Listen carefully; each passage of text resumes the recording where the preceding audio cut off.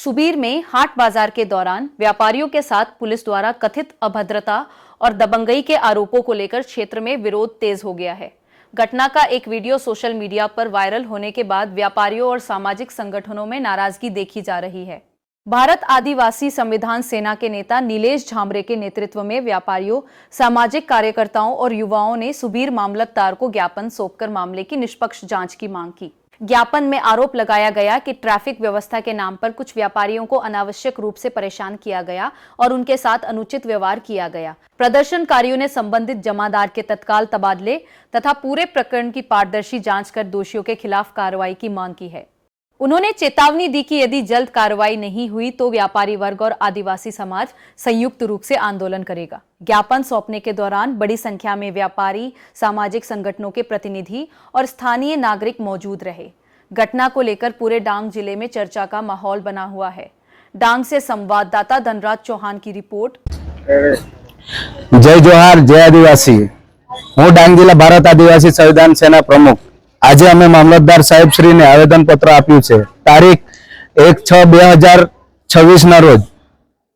આજે અમે મામલતદાર સાહેબ શ્રી ને જે આવેદન પત્ર આપ્યું છે વિષયમાં આદિવાસી સમાજ માટે ભારત દેશના જે ગૃહમંત્રી અમિત શાહ દ્વારા વનવાસી શબ્દનો પ્રયોગ કર્યો છે, જેથી કરીને ડીલિસ્ટિંગના અને પોલીસ કર્મચારી દ્વારા ગેરવર્તણૂક કરનાર સામે તાત્કાલિક ધોરણે પગલાં લેવામાં આવે। मुद्दा नंबर 1 में आदिवासी समाज ने कोई अनेक वखत राजकीय मोटी मीटिंगों में अने नेताओं द्वारा वनवासी शब्दों उल्लेख करवामां आव्यो छे।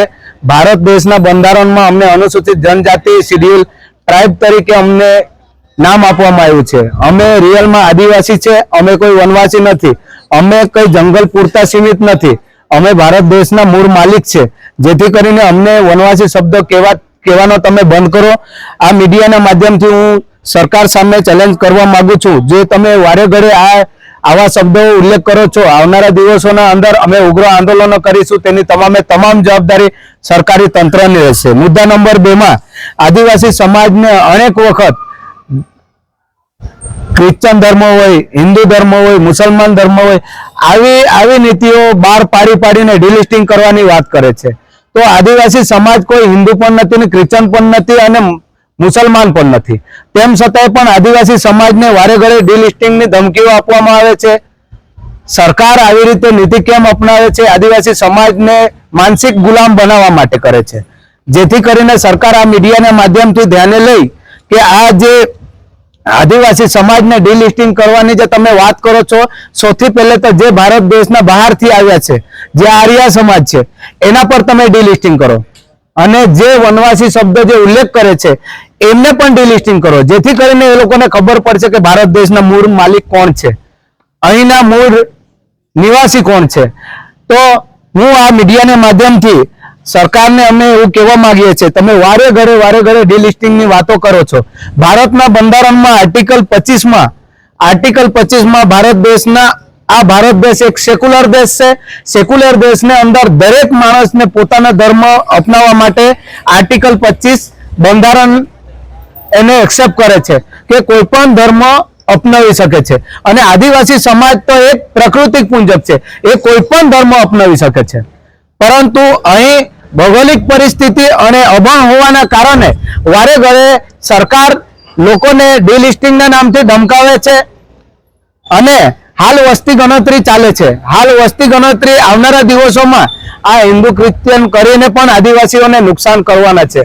जेथी करीने आ मीडियाना माध्यमथी हूँ तमाम भाईओने हूँ कहेवा मांगु छुं, तमे पण सजाग रहेजो। ज्यारे वस्ती गणतरी आवशे त्यारे तमारा धर्म कयो छे ए पण तमने पूछवामां आवशे, त्यारे तमे शुं करशो? तमे पोते स्टडी करजो। जो तमने एवुं लागतुं होय के आ लोको खाली वाहियात वातो करे छे, तमे बंधारण वांचो। बंधारण वांचो तो तमारुं अस्तित्व बचशे। आदिवासी समाजना अस्तित्व क्यारे टकशे? ज्यारे तमे पोते बंधारण वांचशो।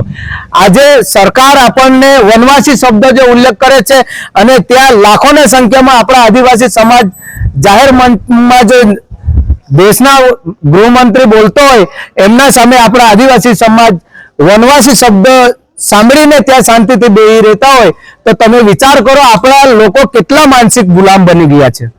આપણે માનસિક ગુલામીમાંથી બહાર નીકળો, પોતેના હિસાબે તો તમે તૈયાર થાવ. આપણે વનવાસી નથી, આપણે આદિવાસી છે, આપણે ભારત દેશના મૂળ માલિક છે. તો આ લોકો કોણ છે જો આ લોકો બહારથી આવીને આપણને વનવાસી કહી શકે છે?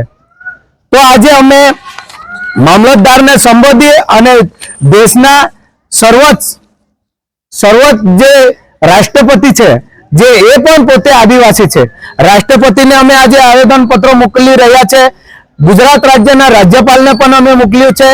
અને ભારત દેશની જે અનુસૂચિત જનજાતિ, રાષ્ટ્રીય અનુસૂચિત જનજાતિ આયોગ NCST જે કમિટી ફક્ત આદિવાસી સમાજ માટે હોય છે, તેમ છતાંય પણ આટલો બધો શોષણ થાય છે.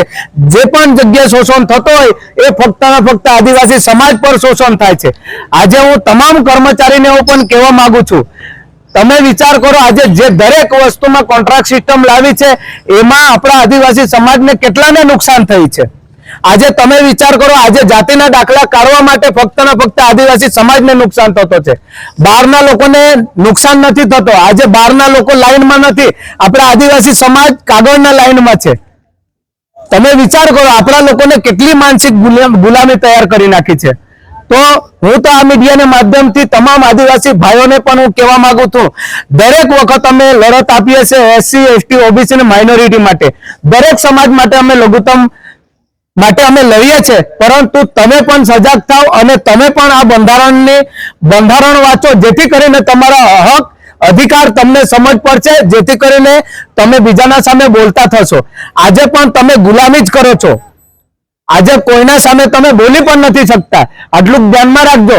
આવનારા દિવસો એવો આવશે કે તમારાથી, આજે તો એક લોકશાહી દેશ છે, આજે અમે બોલી શકીએ છીએ, આ લોકશાહી દેશ છે. અને બાબા સાહેબ આંબેડકરે આપણને પાવર આપી છે.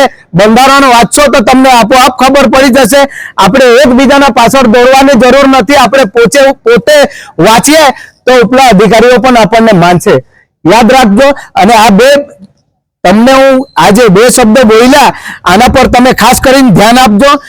અને આ જે સુધીર હાટ બજારમાં જે પોલીસ સ્ટાફ દ્વારા જે ગેરનીતિ કરવામાં આવી છે, જે વેપારીઓને ધક્કા મારવામાં આવ્યો છે, એ આ મીડિયાના માધ્યમથી હું ડાંગના SP સાહેબને પણ હું કહેવા માંગુ છું કે સાહેબ, તાત્કાલિક ધોરણે જે ASI દ્વારા જે આવી દુર્ઘટનાઓ કરી છે, તો તાત્કાલિક ધોરણે એને બદલી કરો. નહીં તો જો અમે ઓન ડ્યુટી અધિકારી જો ડ્રિંક કરેલો હોય તો એને અમે સસ્પેન્ડ કરવાની પણ પાવર ધરાવીશું. એની તમામ જવાબદારી સરકારી તંત્રની રહેશે. જય જોહાર, જય આદિવાસી.